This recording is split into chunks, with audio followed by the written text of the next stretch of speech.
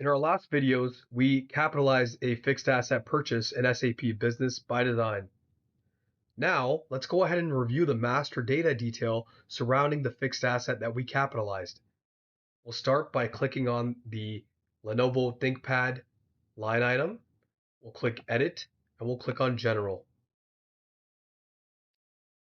Here, under General, we can see some information related to the fixed asset, such as our segment, profit, and cost center. This is derived from our supplier invoice. Under valuation parameters, we have our capitalization date, depreciation start date, depreciation method, and useful life.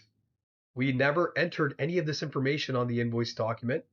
We only have it appear here based on the fixed asset configuration performed by our team in the back end.